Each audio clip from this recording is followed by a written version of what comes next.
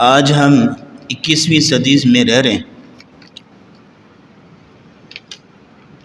اگر دیکھا جائے تو انسان اس وقت کئی لحاظ سے بہت زیادہ ترقی کر چکا ہے، بہت زیادہ ایڈوانس ہو چکا ہے۔ سائنس اور ٹیکنالوجی کے اعتبار سے دیکھا جائے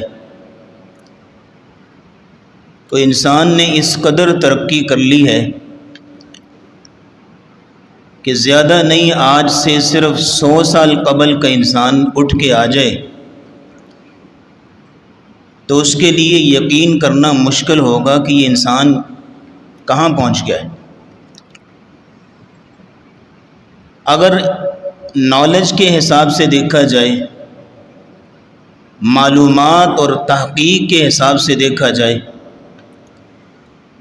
تو اس میں بھی انسان اس قدر عروج پہ پہنچ چکا ہے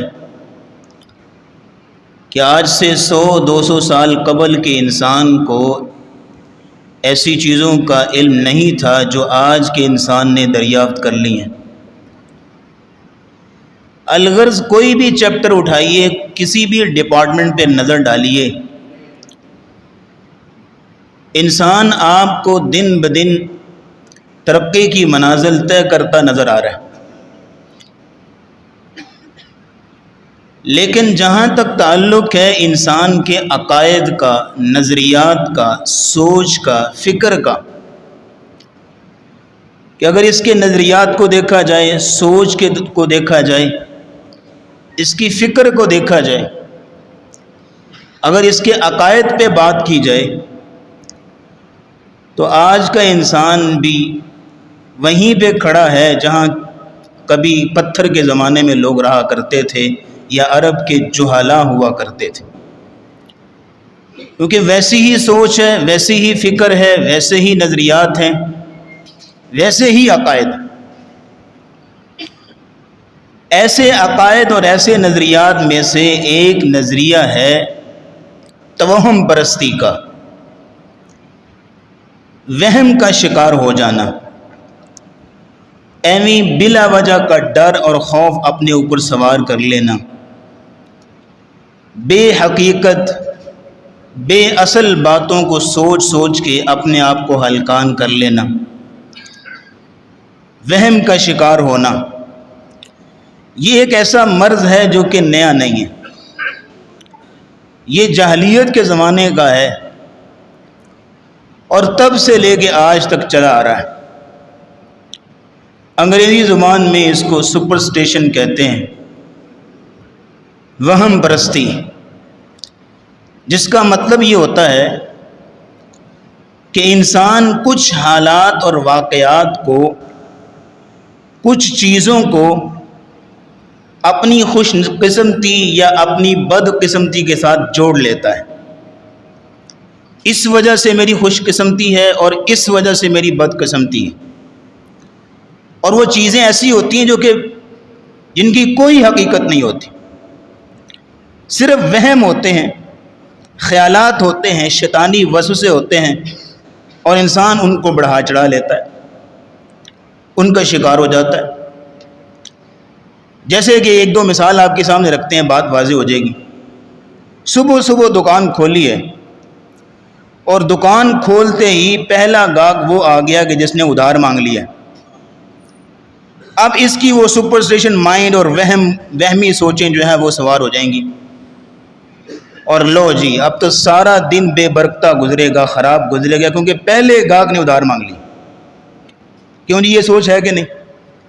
یہ سوچ آج کی نہیں ہے۔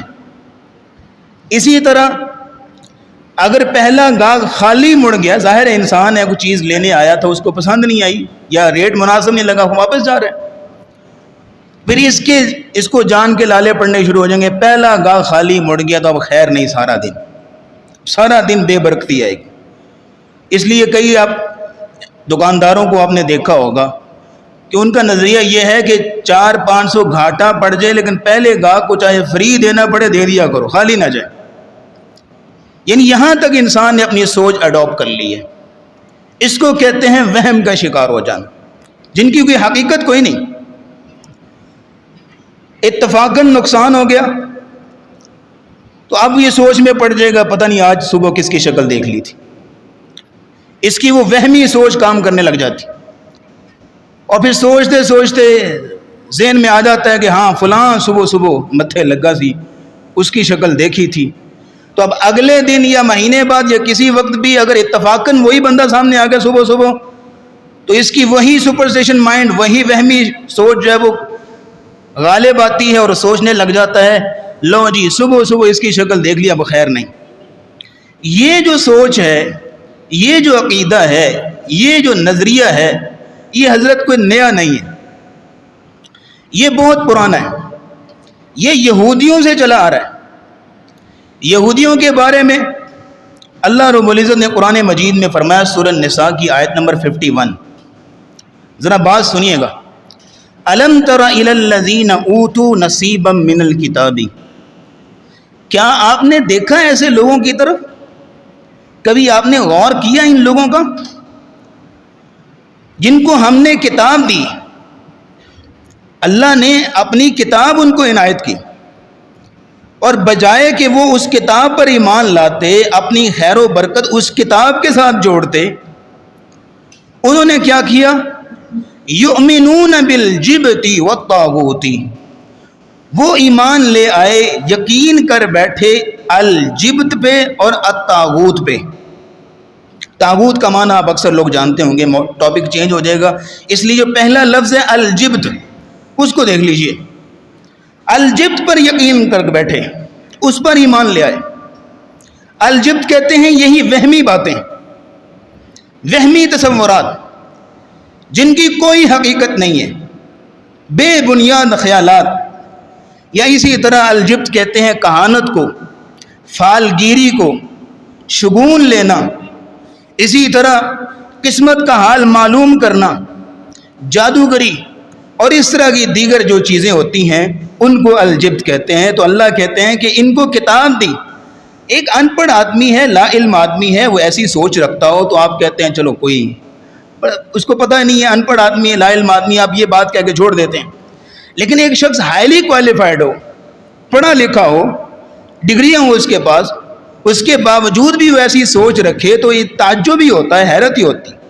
اس لیے اللہ نے یہاں تعجب کے لیے بولا الم تر الی الذین اوتوا نصیبا من الکتاب، کیا آپ نے دیکھا ان لوگوں کی طرح ہم نے ان کو کتاب دی تھی، بجائے کہ کتاب کو خیر و برکت کا ذریعہ بناتے یہ یؤمنون بالجبت تھی، یہ ایسی بے بنیاد باتوں پر یقین کر بیٹھے اور انہی کے پیچھے جو ہے وہ چل پڑے. جیسے آج ہمارے ہاں بھی جو ہے وہ نئی نویلی دلہن گھر آئی اور اتفاق سے اللہ کی طرف سے آزمائش ہے اور ماڑے دن شروع ہو گئے تو کیا سوچ بنتی ہے؟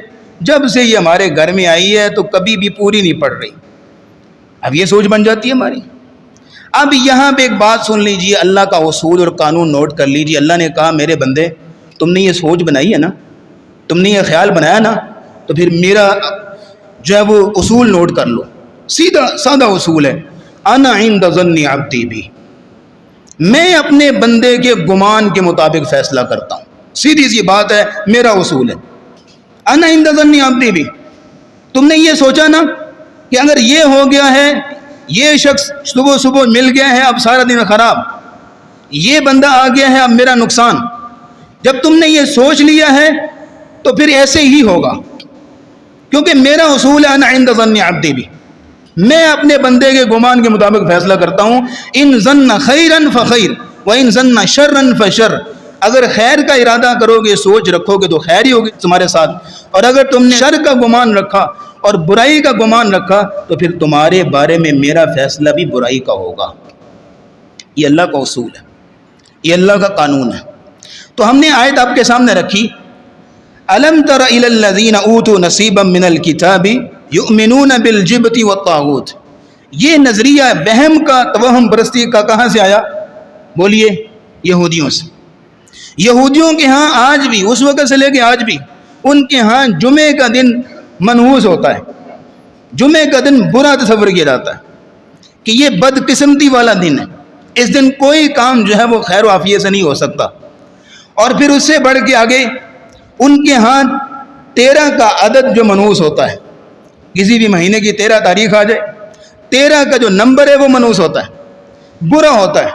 اس لیے آپ ایسے کنٹریز میں چلے جائیں جہاں پہ ان کے مذاہب رہتے ہیں، ان کے نظریات ہیں، تو وہاں پہ جتنی بڑی اونچی عمارت ہو تو 12ویں فلور کے بعد 13واں فلور نہیں آتا، ڈائریکٹ 14واں فلور آتا ہے، کیونکہ ان کے ہاں یہ عدد بدقسمتی والا شمار کیا جاتا ہے۔ لیکن بڑی حد اگر کوئی نمبر رکھیں گے بھی تو امریکہ وغیرہ میں 12 نمبر جو ہاؤس ہوتا ہے اس کے بعد 13 نہیں ہوگا بلکہ 12A، اس کے بعد 14 ہوگا، 13 نہیں ہو سکتا۔ اور ایک اگلی بات نوٹ کریں، اگر کسی دن جمعہ بھی ہو اور پھر 13 تاریخ ہو تو پھر ڈبل کام ہو گیا، تو اس دن کو بلیک فرائیڈے کے نام سے منسوخ کرتے ہیں۔ اور یہی بات ہمارے ہاں بھی ہے، اکثر ہمارے ہاں منگل کا دن جو ہے وہ مشہور ہے اس اعتبار سے کہ اس دن کوئی خیر و عافیت نہیں ہو سکتی، بدقسمت دن ہے۔ اور اس نظریہ رکھنے والے شخص کے لیے اللہ کا قانون نوٹ کر لیجئے، فرمایا یؤذینی ابن آدم، ابن آدم مجھے تکلیف دیتا ہے، مجھے اذیت دیتا ہے۔ کون کہہ رہے ہیں؟ ایک بار بولیے ذرا پیار سے، اللہ کہہ رہے ہیں یؤذینی ابن آدم، ابن آدم مجھے تکلیف دیتا ہے، مجھے اذیت دیتا ہے۔ کیسے یا اللہ، آپ کو تکلیف کیسے کون دیتا ہے؟ یسب الدہر، کہ وہ زمانے کو گالی دیتا ہے، زمانے کو برا بلا کہتا ہے، یہ زمانہ ٹھیک نہیں ہے، یہ بات، یہ دن غلط ہے، یہ دن خراب ہے، آج کا دن صحیح نہیں ہے، اس طرح کی باتیں کرتا ہے۔ اللہ رب العزت فرماتے ہیں وَأَنَا الدَّهْرُ وَأَنَا أُقَلِّبُ اللَّيْلَ وَالنَّهَارَ، دن رات تو میں بناتا ہوں، جب میری بنائی ہوئی چیز پہ انگلی اٹھائی جائے گی تو وہ مجھے بات کی جائے گی نا۔ یہ آپ کے سامنے یہ ڈائس نظر آ رہا ہے آپ کو، اگر یہ بنانے والے نے پتہ نہیں کتنی محنت سے اور شوق سے بنایا ہوگا، ایک شخص ادھر سے اٹھے، ایک ادھر سے اٹھے، ایک ادھر سے اٹھے، اس میں 100 نقص نکالے تو بنانے والے کے دل پہ کیا گزرے گی؟ یہی بات ہے، اللہ کہہ رہے ہیں مجھے تکلیف ہوتی ہے اس کی اس بات سے کہ وہ کہتا ہے کہ زمانہ برا ہے، یہ دن غلط ہے، فلاں دن غلط ہے۔ فرمایا یؤذینی ابن آدم، ابن آدم مجھے تکلیف دیتا ہے۔ اور اگلی بات یوں نوٹ کیجئے، ان کے ہاں معاملہ یہ ہے، شادی کے وقت گلاس توڑا جاتا ہے، جوڑے کی شادی ہوئی اس کے بعد گلاس توڑیں گے، کس لیے؟ تاکہ بلائیں ٹل جائیں، شر ٹل جائے۔ بعض لوگوں کے ہاں یہ تھرڈ ٹیمپل کی یاد میں توڑتے ہیں، اور بعض لوگوں کے ہاں بلائیں ٹالنے کے طور پہ جو ہے وہ توڑتے ہیں۔ اور اس کے علاوہ ایک اور بات سنیے، ان کے ہاں عقیدہ کیا ہے، اگر کوئی شخص بیمار ہو جائے اور ایسا بیمار کہ جس کی اب علاج کی صورت نہیں بن پا رہی، تو اس کا نام تبدیل کر دیں گے، کوئی اور نام سے اس کو پکاریں گے۔ یہ کیوں بھی؟ کس لیے؟ تاکہ ملک الموت کو کنفیوز کیا جا سکے کہ اس نام کا بندہ نہیں ہے تو کسی اور نام کا بندہ ہے۔ یہ ان کا نظریہ۔ اور نبی کریم صلی اللہ علیہ وسلم نے فرمایا تھا، سچ کہا تھا، آپ نے فرمایا لَتَتَّبِعُنَّ سُنَنَ مَنْ كَانَ قَبْلَكُمْ، تم ضرور بالضرور اپنے سے پہلے لوگوں کی سنت کی پیروی کرو گے، شبرم بشبرن، بالشت پر بالشت، حتیٰ کہ اگر کوئی شخص کی جانور کی بل میں بھی گھس گیا، یہودی یا عیسائی، تم ان کی نقالی میں، ان کی بل میں بھی گھسو گے کہ ٹرینڈ ہے، نیو فیشن ہے، یہاں جانا چاہیے، تم ان کی بالشت پر بالشت، ہر قدم پر قدم ان کی پیروی کرو گے۔ اور ہمارے ہاں بھی اسی طرح کے رواج پائے جاتے ہیں، اسی طرح کے نظریات پائے جاتے ہیں، اسی طرح کی توہمات جو ہمارے ہاں بھی پائی جاتی ہیں۔ مثال کے طور پہ گھر سے نکلا ہے اور رستے میں کالی بلی گزر گئی تو کیا سوچ آتی ہے اس کے مائنڈ میں؟ لو جی اب سارا دن خراب، سامنے سے کالی بلی گزر گئی ہے، اب کچھ بھی نہیں ہو سکتا، اب سارا دن جو واپس آ جائے گا۔ نبی کریم صلی اللہ علیہ وسلم نے انسان کی اس حالت پہ حیرت اور تعجب کا اظہار کیا۔ اب دیکھیے اشرف المخلوقات ہے اور ایٹم بم کا موجد ہے، چاند پہ پہنچا ہوا ہے، ستاروں پہ کمندیں ڈالی ہوئی ہیں، اور ڈر کس سے رہا ہے؟ بلی سے۔ ڈر کس سے رہا ہے؟ بلی سے۔ یہ سوچ ہے اس کی، یہ نظریہ ہے۔ اس لیے میں نے جو تمہید میں جو باتیں کی ہیں نا، وہ آپ نے ذہن میں رکھنی پورے خطبہ میں، کہ ہر لحاظ سے ترقی اتنی کی ہے کہ بس لاجواب ہے، انسان اتنا عروج پہ پہنچ چکا ہے۔ لیکن جہاں تک سوچ کی بات ہے، نظریے کی بات ہے، عقائد کی بات ہے، تو سوچ آج بھی وہیں پہ ہے جہاں کبھی پتھر کے زمانے کے لوگ ہوا کرتے تھے یا عرب کے جہلا ہوا کرتے تھے، اسی طرح کی سوچ ہے۔ نبی کریم صلی اللہ علیہ وسلم نے فرمایا الطیرۃ شرکن، الطیرۃ شرکن، الطیرۃ شرکن، 3 مرتبہ فرمایا۔ اس طرح کسی چیز کو دیکھ کے فال نکالنا، اس طرح کسی چیز کو دیکھ کے اپنی خوش قسمتی یا بد قسمتی کا فیصلہ کرنا، آپ نے فرمایا شرکن شرکن شرکن، یہ واضح ترین شرک ہے، شرک ہے، شرک ہے۔ 3 دفعہ آپ نے فرمایا۔ بلکہ آپ علیہ السلام نے فرمایا من ردتہ الطیرۃ من حاجۃ فقد اشرک، جس بندے کو اس طرح کی سچویشن میں کسی چیز نے کام کرنے سے روک دیا، کہ اب یہ ہو گیا، اب میں نہیں کام کروں گا کہ وہ نقصان ہوگا. آپ نے فرمایا فقد اشرکا، اس نے شرک کیا اللہ کے ساتھ، کیونکہ نفع نقصان کا مالک کون ہے؟ اللہ. اور اس نے سمجھ لیا کہ اب یہ میرے سامنے سے گزرا ہے یا یہ چیز ہو گئی ہے، اب نفع نقصان کی مالک یہ چیز بن گئی ہے، اللہ نہیں. تو شرک نہ ہوا تو اور کیا ہوا؟ اللہ کے حقوق میں، اللہ کی صفات میں اس نے شرک کیا. اس لیے نبی کریم صلی اللہ علیہ وسلم نے ایسی باتوں سے پردہ اٹھایا اور لوگوں کو اس بات کی طرف جو ہے وہ نشاندہی فرمائی. ہمارے ہاں بھی آج کل اس طرح کے کئی جو ہے وہ نظریات پائے جاتے ہیں. مثال کے طور پہ کسی کے آپ اوپر سے گزر جائیں نا تو کیا ہوتا ہے؟ اس کا قد چھوٹا ہوتا ہے، بڑا ہوتا ہے؟ قد چھوٹا ہو جاتا ہے. آپ کسی کے اوپر سے نہیں گزر سکتے. اگر آپ سویا ہوا ہے، آپ اوپر سے گزر گئے، اس کا قد چھوٹا ہو جائے گا. اگر چپل الٹی پڑی ہوئی ہے تو کیا ہوگا کہ گھر میں جو ہے وہ ناچاکیاں ہوں گی. اچھا اس چیز کو آپ دیکھیے گا، ہم یہاں بزرگ بھی بیٹھے ہیں، میں نے جو بچپن دیکھا اپنا، اس چیز کو اتنا ذہن پہ سوار کیا گیا تھا بچپن سے ہی، چپل الٹی والا جو معاملہ ہے، کہ کہیں سے بھی جیسے ہم قاعدہ پڑھ کے مسجد سے نکلتے تھے نا، اب ظاہر ہے کہ بچوں نے چپل الٹی اور ہمارا آدھا گھنٹہ وہیں گزر جاتا تھا چپلیں سیدھی کرنے میں. یعنی اس قدر یہ معاملہ عام ہے ہمارے ہاں. یہ اسی طرح یہودیوں سے یہ توہم پرستی چلتی آ رہی ہے کہ چپل الٹی پڑی ہوئی ہے، اب یہ ہے کہ ناچاکیاں ہوں گی، لڑائیاں ہوں گی، جھگڑے ہوں گے. اسی طرح اگر کسی بچے نے کینچی پکڑی ہوئی ہے اور خالی کینچی چلا رہا ہے تو بس کنفرم بات ہے، پریڈکشن ہو گئی کہ گھر میں لڑائی ہوگی. یہ نفع نقصان کا مالک آپ نے مادی چیزوں کو سمجھ لیا، اللہ کو نہیں سمجھا آپ نے. اور اگر کسی بھائی صاحب کا بس نہیں چلتا تو وہ ایک اور چیز لے آتے ہیں، لانچ کرتے ہیں کہ نماز پڑھنے کے بعد مصلی کی ایک نوک آپ نے الٹی کر دینی ہے. یعنی کیا ہوتا ہے جی؟ شیطان وہاں پہ نماز پڑھتا ہے. او بھائی اللہ کا نام لو، پڑھنے دو اس کو نماز، ہماری جان چھوٹے اس کو ہدایت آئے، اس کو ہدایت ہو، پڑھنے دو اس کو نماز. اور پھر کتنی مزہ کا خیز بات ہے کہ وہ ایک کونے پہ نماز پڑھتے ہیں. یعنی کونا موڑا جاتا ہے نا، پورا مصلی خالی پڑا ہوا ہے، ایک کونا موڑ دو تو شیطان نماز نہیں پڑھ سکے گا. پھر یہ ہے کہ یہاں آپ نماز جمعہ پڑھ کے جائیں گے، اثر تک تو ساری مسجد خالی ہوگی، قالین اور مصلی بچھے ہوئے ہیں، یہاں تو شیطانوں کی پوری فیملی آئی ہوگی نماز پڑھنے کے لیے. اس طرح کے نظریات ہمارے یہاں پائے جاتے ہیں. سر یہ آپ ماشاءاللہ مسکرا رہے ہیں، لیکن یہ افسوس کی بات ہے کہ ہماری سوچ، ہمارے نظریات بدل ہی نہیں سکے. 1400 سال گزر چکے ہیں قرآن نازل ہوئے، لیکن آج تک سوچ وہی کی وہی ہے، آج تک نظریات وہی کے وہی ہیں. سوچ آج تک ہماری وہی کے وہی جو عرب کے جہلاء کی ہوا کرتی تھی، جو یہودیوں کی ہوا کرتی تھی. اس لیے نبی کریم صلی اللہ علیہ وسلم نے ایسی چیزوں کی نشاندہی فرمائی اور اس کو واضح طور پہ شرک قرار دیا. بلکہ نبی کریم صلی اللہ علیہ وسلم صلح حدیبیہ کے موقع پر، حدیبیہ مقام پہ آپ نے فجر کی نماز پڑھائی، اور فجر کی نماز پڑھانے کے بعد آپ نے درس دیا. آپ علیہ السلام نے فرمایا تم نے سنا کہ اللہ نے آج رات کیا پیغام دیا؟ یا رسول اللہ کیا پیغام دیا؟ صحابہ چکنے ہو گئے کہ اللہ کا پیغام آیا، بالکل فریش اور نیو پیغام آیا. جی یا رسول اللہ. آپ نے فرمایا اللہ کہہ رہے ہیں کہ آج کی رات میرے کچھ بندے مومن ہوں گے اور میرے کچھ بندے کافر ہوں گے. اتنی بڑی بات، صحابہ فوراً جو ہے وہ تجسس میں آئے، یا رسول اللہ کیسے؟ ایک ہی رات میں کچھ مومن بن گئے، کچھ کافر ہوں گے، کیسے ہو گیا؟ فرمایا جس بندے نے یہ کہا مطرنا بفضل اللہ، آج رات یہ بارش ہوئی ہے اللہ کے فضل سے اور اس کی رحمت سے، اس کے فضل سے بارش ہوئی ہے. فرمایا وہ مؤمن بی، وہ بندے مومن ہو گئے، انہوں نے اللہ پر ایمان لیا، اللہ پہ یقین بنا لیا. لیکن جنہوں نے کہا مطرنا بنوع قضا و قضا، جنہوں نے کہا کہ فلاں ستارے کی وجہ سے بارش ہوئی ہے، یہ ستارہ جب یہاں سے یہاں جاتا ہے نا، تو جب بھی یہاں سے یہاں جاتا بارش ہوتی ہے، تو آج رات یہ ستارہ یہاں سے یہاں گیا تو بارش ہوئی ہے. فرمایا وہ کافر بھی، انہوں نے کفر کیا.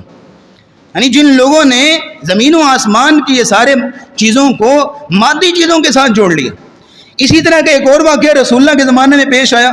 آپ علیہ الصلوۃ والسلام کے زمانے میں ایک دفعہ سورج گرہن لگا، اور اتفاقاً اسی دن جو ہے وہ آپ کا بیٹا ابراہیم فوت ہو گیا. تو لوگوں نے کیا کہا؟ لوگوں نے کہا کہ یہ سورج گرہن اس لیے لگا ہے کہ اتنی بڑی شخصیت کا بیٹا ابراہیم جو ہے فوت ہو گیا، اس غم میں، اس صدمے میں سورج کو گرہن لگا ہے. یہ نظریہ لوگوں کے ہاں عام ہو گیا. نبی اسلام آپ کو اپنے بیٹے کا غم بھول گیا اور امت کے عقیدے کی فکر لگ گئی. فوراً جو ہے وہ ممبر پہ براجمان ہوئے. آپ نے فرمایا ان القمر ان الشمس والقمر آیتان من آیات اللہ، لوگوں سورج اور چاند اللہ کی نشانیوں میں سے نشانیاں ہیں. لا ينكسفان لموت احد ولا لحیاته، وہ کسی کی موت یا کسی کی زندگی کی وجہ سے ان کو گرہن نہیں لگتا، وہ تو اللہ کی نشانیاں ہیں. اتفاقاً اس دن جو ہے وہ اللہ کی نشانی جو ہے وہ ظاہر ہوئی جس دن بیٹا فوت ہوا ہے. لہذا جب یہ سورج گرہن ہو تو اللہ سے دعا کیا کرو اور اللہ سے استغفار کیا کرو. نبی اسلام نے درس دیا. اور ہمارے ہاں اس طرح کے عقیدے جو ہیں وہ عام پائے جاتے ہیں. جبکہ نبی اسلام نے ہر مقام پہ اس طرح کے عقیدوں کو رد کیا ہے. ہمارے ہاں کیا ہوتا ہے جی، شام کے وقت گھر میں جھاڑو نہیں دینا چاہیے. کیا ہوتا ہے جی، بے برکتی آتی.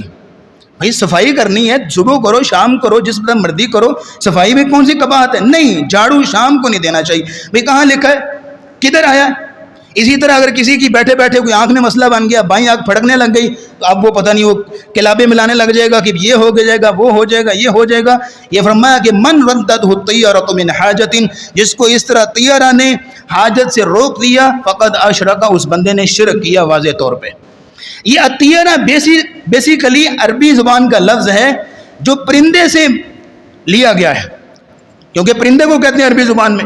عربوں کے ہاں یہ تھا کہ وہ پرندے سے فال لیتے تھے، پرندے کو اڑاتے، اگر وہ دائیں طرف گیا ہے تو پھر یہ ہے کہ نیک فال ہے، اچھی چیز ہے، کام جب اچھا ہوگا خوشی خوشی جاتے. اگر وہ پرندہ جو ہے وہ بائیں طرف گیا ہے تو پھر یہ ہے کہ وہیں پہ رک جاتے، اب جو ہے وہ خیر نہیں ہے کیونکہ پرندہ جو ہے بائیں طرف گیا ہے. ہمارے ہاں بھی آج کل ایسا ہوتا ہے.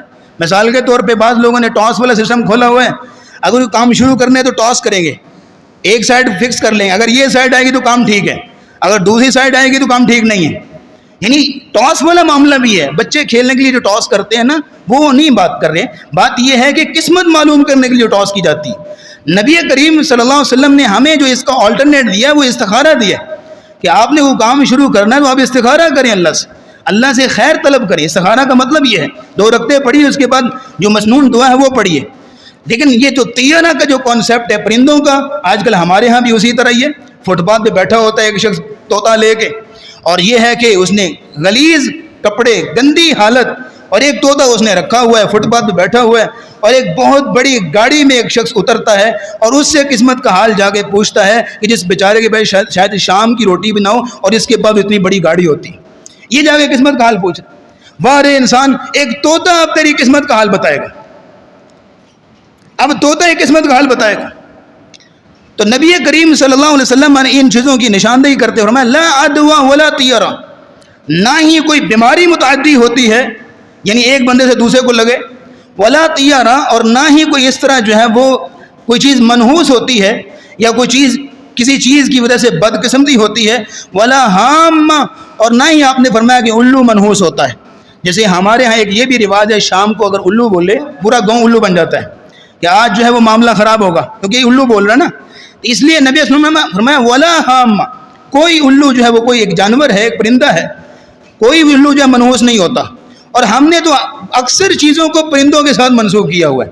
جیسے گھر کی منڈیر پہ اگر کوا بولے تو کیا ہوتا ہے جی، کون بتائے گا؟ مہمان آئے گا. اب پرندہ بیچارہ گرمی میں ہانپتا ہوا کہیں سے اس کو ایک جگہ مل گئی بیٹھنے کے لیے، بیچارہ بیٹھ گیا تو گھر والوں نے شور ڈال دیا، مہمان آ گیا. وہ کہتا بھائی میں جا رہا ہوں. جب پہلے خود ساختہ نظریات بنا لیے، پھر ان نظریات سے بچنے کے لیے خود ساختہ حل بھی تلاش کر لی. مثال کے طور پہ چنے ابال کے بانٹے جائیں تو ساری بلائیں ٹل جاتی ہیں. آٹے کی 365 گولیاں بانٹی جائیں یا کسی دریا میں پھینکی جائیں تو ساری بلائیں اور شر ٹل جاتی ہے. نبی کریم صلی اللہ علیہ وسلم نے ایسی چیزوں کو بھی واضح کیا امت کے لیے. آپ علیہ السلام غزوہ حنین کے لیے جا رہے تھے. رستے میں مشرکین کا ایک درخت آیا جو بڑا مشہور تھا عربوں کے ہاں. عربوں نے وہاں ایک درخت مخصوص کیا ہوا تھا کہ جس پہ وہ اپنا اسلحہ وغیرہ جنگ کے لیے جاتے ہوئے رستے میں کچھ دیر کے لیے اس درخت پہ لٹکاتے تھے. کس لیے؟ تاکہ اس درخت سے ایسی تاثیر ملتی تھی، بقول ان کے اسلحے کے اندر ایسی طاقت آ جاتی تھی کہ آگے جنگ میں جا رہے تو فتح ملے گی. عربوں کے ہاں وہ درخت بڑا مشہور تھا. صحابہ اکرام چونکہ بعض جو ہے وہ غزوہ حنین کا موقع تھا تو کئی نئے مسلمان بھی ہوئے تھے، السابقون الاولون جیسی تربیت ان کی نہیں تھی، تو انہوں نے مطالبہ کیا یا رسول اللہ صلی اللہ علیہ وسلم اجعل لنا ذات انواط کما لهم ذات انواط. اے رسول اللہ، یہ جو درخت ہے مشرکین کے ہاں مشہور ہے، اس کا نام ذات انواط ہے. یہ تو مشرکوں کا ہے، ہمارا نہیں، لیکن آپ ہمارے لیے بھی ایک درخت مقرر کر دیں جس پر ہم اپنا اسلحہ لٹکائیں اور کچھ دیر کے لیے وہ تاثیر مل جائے اور تاکہ ہم جنگ میں جا کے فتح ملے.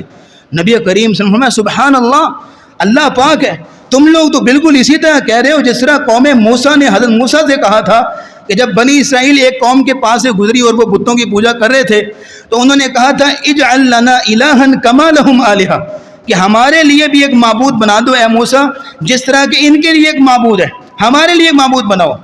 تو فرمایا کہ تم نے تو مجھ سے ایسا سوال کیا ہے جیسا انہوں نے کیا تھا. حالانکہ انہوں نے معبود کا مطالبہ کیا. یہ مسلمانوں نے، صحابہ نے معبود کا مطالبہ نہیں کیا تھا، بلکہ ایک درخت کا مطالبہ کیا جس پہ اسلحہ لٹکانا ہے. لیکن وہاں بھی شرک ہے اور یہاں بھی شرک ہے. شرک ہوتا ہے چھوٹا ہو یا بڑا ہو، شرک ہوتا ہے. جیسے کہ نبی کریم صلی اللہ علیہ وسلم کے پاس ایک شخص آیا اور آ کے کہتا ہے، بات ہو رہی تھی تو اس نے کہہ دیا ما شاء اللہ و شئت، ما شاء اللہ و شئت، جو آپ چاہیں اور جو اللہ چاہے، جو آپ چاہیں اور جو اللہ چاہے. آپ نے فرمایا اجعلتنی للہ ندا، کیا تم مجھے اللہ کے مقابل ٹھہرا رہے ہو، اللہ کے برابر کر دیا تم نے. حالانکہ اس نے تو مشیت کو جمع کیا ہے، بالکل ساری صفات میں اس نے اللہ اور رسول کو نہیں ملایا، صرف مشیت کو جمع کیا کہ جو آپ کی مشیت وہی اللہ کی مشیت. لیکن نبی اسلام نے اس کو بھی شرک قرار دیا، کیونکہ شرک ہوتا ہے چاہے چھوٹا ہو چاہے بڑا ہو. تو نبی کریم صلی اللہ علیہ وسلم نے ان کو ڈانٹ پلائی اور آپ علیہ الصلوۃ والسلام نے فرمایا یہ مشرکانہ نظریات ہیں، مشرکانہ عقائد ہیں، ان سے تم باز آؤ. اور ہمیں بھی یہ چاہیے کہ جو رسول اللہ صلی اللہ علیہ وسلم کے مسنون طریقے ہیں ان کو اپنائیں خیر و برکت کے لیے.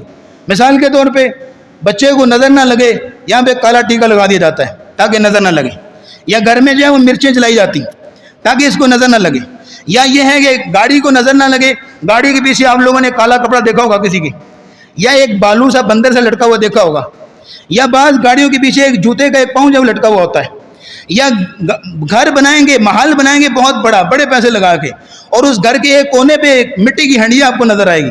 یہ ساری چیزیں کس لیے ہیں؟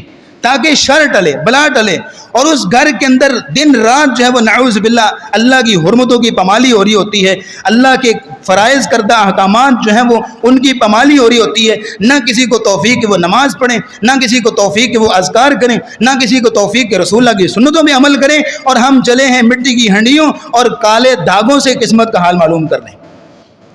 اور بعض لوگوں نے یہاں ہم نے دیکھا ہوگا کہ ہاتھ پہ جو ہے وہ سرخ دھاگا یا کالا دھاگا باندھا ہوتا ہے، اور یہاں دیکھیے گا کتنی مذہب کا خیز بات ہے.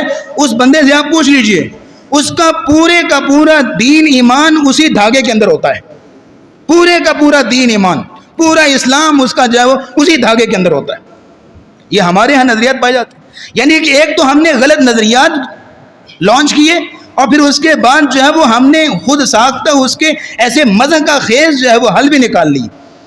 جیسے کہ مثال کے طور پہ کوئی ماں جو ہے وہ زیادہ ہی ممتا جاگتی ہے، بچہ گھر میں آیا ہے، نظر نہ لگے اس کو، سرسوں کا تیل لے گی اور دروازے کے اوپر جو تھوڑا سا انڈیل دے گی تاکہ جو اس کو نظر نہ لگے. اس طرح کیا جاتا ہے. یہاں بزرگ بیٹھے ہیں تائید کریں گے.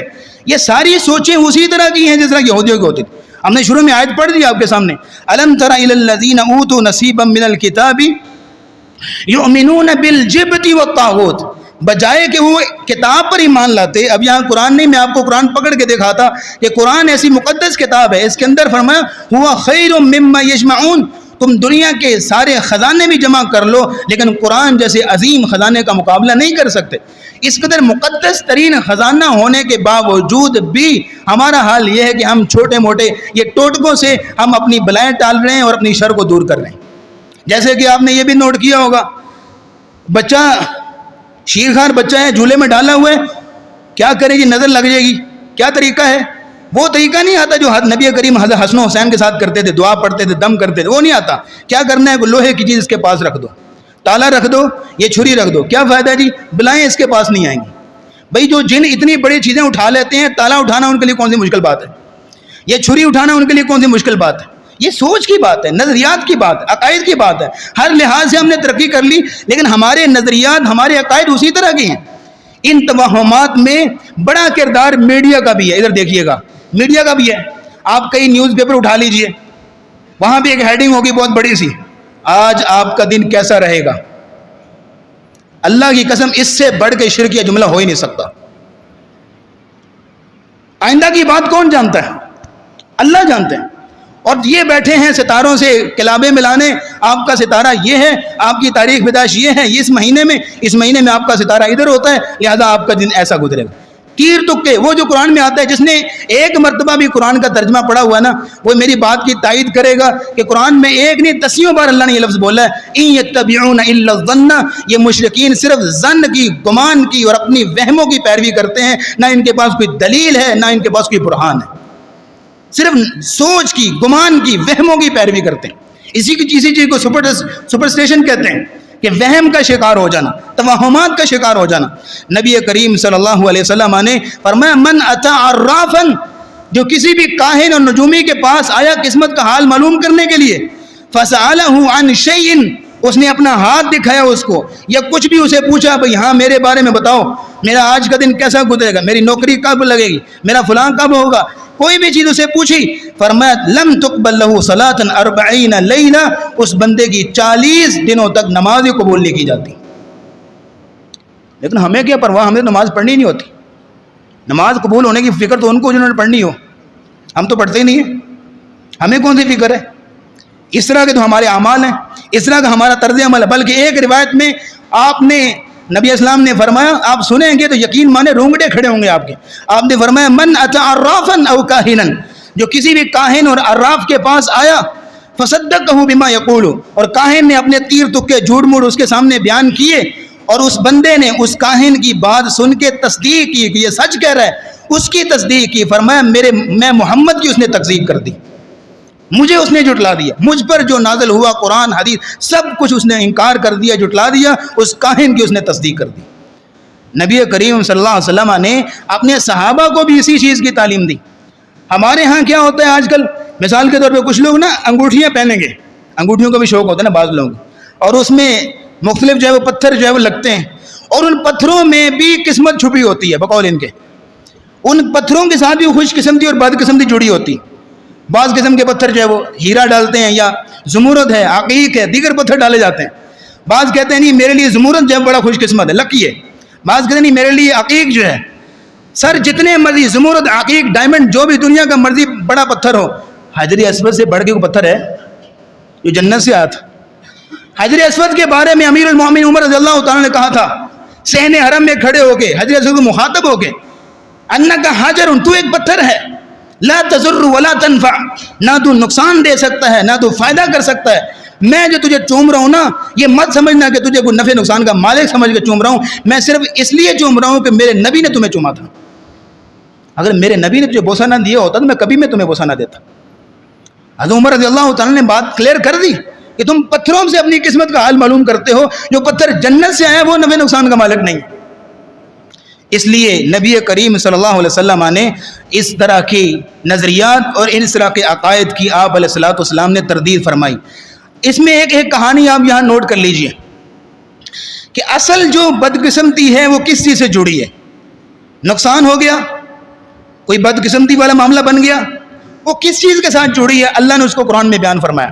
یہ آخری نقطہ سمجھیے کہ بات ختم کرتے ہیں۔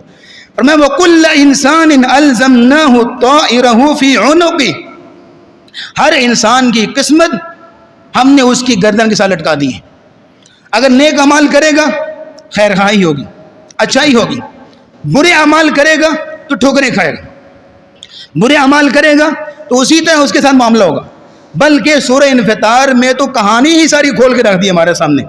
فرمایا عَلِمَتْ نَفْسٌ مَّا قَدَّمَتْ وَأَخَّرَتْ، انسان جان لے گا قیامت کے دن اپنے دو قسم کے اعمال کو۔ دو قسم کے اعمال دیکھیے گا، ما قدمت، جو آگے بھیجے آخرت کے لیے، توشے آخرت بنا کے۔ آپ نماز پڑھنے آئے، جمعہ پڑھنے آئے ہیں، آپ نے عمل کیا، یہ آپ کے لیے آگے بھیج دیا گیا آخرت کے لیے، یہ ہے قدمت، جو آگے چلا گیا۔ اخرت کا معنی ہوتا ہے جو آپ کے اعمال کے اثرات اور امپیکٹ پڑتے ہیں معاشرے کے اوپر۔ آپ اچھے اعمال کرتے ہیں تو اس کا اچھا اثر آپ کے معاشرے پہ پڑتا ہے۔ مثال کے طور پہ گھر میں 4 افراد لیتے ہیں، چاروں کے چارے نماز روزے کے پابند، فجر کی نماز کبھی نہیں چھوڑتے، اور صبح کی تلاوت اور اذکار، اور اس کے بعد اپنے کام کا آغاز کرتے ہیں، تو کتنی برکت ہے کہ گھر میں۔ اور اگر وہی چاروں الٹ کام لے لیجئے، 10 بجے تک سو کے اٹھتے ہیں، نہ کوئی اذکار، نہ کوئی تلاوت، نہ کوئی اذکار، نہ کوئی کسی ایسی کوئی چیز، تو نحوست اور بے برکتی آئے گی کہ نہیں آئے گی؟ یہ وہی بات ہے وَكُلَّ إِنسَانٍ أَلْزَمْنَاهُ طَائِرَهُ فِي عُنُقِهِ، کہ نحوست انسان کے کردار میں ہوتی ہے، بدقسمتی انسان کے کردار میں ہوتی ہے۔ ظہر الفساد فی البر والبحر بما کسبت ایدی الناس، زمین میں فساد پھیلا لوگوں کی برے اعمال کی وجہ سے، لوگوں کے برے کردار کی وجہ سے۔ اگر اس آیت کو سمجھنا ہونا تو رسول اللہ کی حدیث سے سمجھ لیجئے۔ نبی کریم کے سامنے آپ تشریف فرما تھے تو آپ کے سامنے ایک جنازہ گزرا، اور آپ نے لفظ پتا کیا بولے؟ مستریح او مستراح منہ، آپ نے فرمایا یا تو یہ بندہ راحت پا گیا یا اس سے راحت مل گئی۔ صحابہ نے کہا یا رسول اللہ راحت پا گیا یا اس سے راحت مل گئی؟ بات سمجھ میں نہیں آئی، کیسے؟ آپ نے فرمایا جو مومن بندہ ہوتا ہے وہ دنیا کے فتنوں سے، دنیا کی بلاؤں سے، جب اس کی موت آتی ہے تو وہ دنیا کے فتنوں سے راحت پا جاتا ہے، اس کو اللہ جنت میں جگہ دیتے ہیں۔ لیکن جو فاجر ہوتا ہے، فاسق ہوتا ہے، دن رات اپنی بد کرداری پھیلا رہا ہوتا ہے معاشرے کے اندر اور اس کے برے اثرات پھیلا رہا ہوتا ہے، تو معاشرہ اس کی بد کرداری سے اور اس کی نحوست سے اس کے مرنے کے بعد نجات پا جاتا ہے۔ یہ نبی اسلام نے واضح کر دی۔ تو نحوست انسان کے کردار میں ہوتی ہے، اس کے اعمال میں ہوتی ہے۔ پھر یہ ہے کہ جس بندے کا یہ عقیدہ بن جائے کہ نفع نقصان کا مالک کون ہے؟ اللہ۔ جس کا یہ عقیدہ بن جائے حضرت، پھر اس کے سامنے سے کالی بلی گزرے، نیلی پیلی شیلی جیسی بھی گزرے، اس کو کوئی فرق پڑتا نہیں، کیونکہ نفع نقصان کا مالک اللہ ہے۔ وَإِن يَمْسَسْكَ اللَّهُ بِضُرٍّ فَلَا كَاشِفَ لَهُ إِلَّا هُوَ وَإِن يُرِدْكَ بِخَيْرٍ فَلَا رَادَّ لِفَضْلِهِ۔ نبی کریم صلی اللہ علیہ وسلم نے عقیدے کی باتیں سمجھا دیں، اور پھر یہاں بھی آپ نوٹ کر لیجئے، نصیبک یصیبک ولو تحت الجبلین، جو تیرا نصیب ہے، جو تیرا حصہ ہے، جو تیری قسمت میں لکھا ہے، وہ تجھے مل کر رہے گا، چاہے دو پہاڑوں کے نیچے ہی دبا ہوا کیوں نہ ہو۔ وما لا نصیبک لا یصیبک ولو تحت الیدین، اور جو تیرا نصیب نہیں ہے، تیری قسمت نہیں ہے، وہ تجھے نہیں ملے گا، چاہے تیرے دونوں ہاتھوں کے درمیان ہی کیوں نہ ہو۔ جب یہ عقیدہ ہو، یہ نظریہ ہو، اللہ پہ توکل ہو، اللہ پہ اعتماد اور بھروسہ ہو، پھر اس طرح کی سوچیں، اس طرح کے نظریات انسان کو کسی صورت بھی جو ہے وہ متاثر نہیں کر سکتے۔